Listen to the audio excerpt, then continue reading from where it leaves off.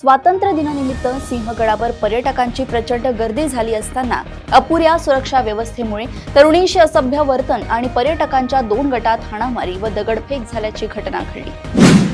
परभणी येथे आयोजित invest in Parbhani गुंतवणूक परिषदेत 162 उद्योजकांसोबत 1622 कोटी रुपयांचे सामंजस्य करार करण्यात आले असून यातून 15,000 तरुणांना रोजगार मिळणार आहे। स्वाभिमानी शेतकरी संघटनेचे नेते राजू शेट्टी यांनी परभणीतील एल्गार परिषदेत शक्तीपीठ महामार्गासाठी 12 जिल्ह्यांतील शेतकरी एकवटले असून 1 इंचही जमीन न देण्याचा इशारा सरकारला दिलाय। कर्करोगावरील अत्यंत प्रभावी मानली जाणारी प्रोटॉन थेरपी आता शासन आणि रुबी हॉल यांच्या संयुक्त विद्यमाने पुण्यात सर्वसामान्यांना परवडणाऱ्या अत्यंत कमी खर्चात सुरू होणार आहे। 105 दिवसांच्या प्रशिक्षण कालावधीनंतरही मराठीचे व्यावहारिक ज्ञान न आत्मसात करणाऱ्या अमराठी रिक्षा टॅक्सी चालकांवर नोटीस देऊन परवाना निलंबन व रद्दी करण्याची कारवाई केली जाईल असा इशारा परिवहन मंत्री प्रताप सरनाईक यांनी दिलाय।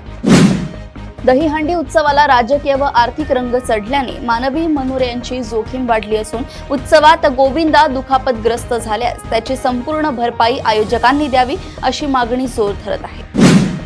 गडचिरोलीतील जप्तलाई आश्रमशाळेत सर्पदंशामुळे 3 विद्यार्थिनींचा मृत्यू झाल्याप्रकरणी आदिवासी विकास मंत्री डॉक्टर अशोक उईके यांच्या राजीनाम्याची मागणी ट्रायबल वुमेन्स फोरमने मुख्यमंत्र्यांकडे केली आहे। यवतमाळ जिल्ह्यातील मारेगाव येथील माजी मंत्री वसंतराव पुरके यांच्या अनुदानित आश्रमशाळेत मुलींच्या स्नानगृहाला दरवाजे व लाईट नसणे आणि 177 मुलांसाठी फक्त 15 बेड असण्याचे भयावह वास्तव समोर आलंय।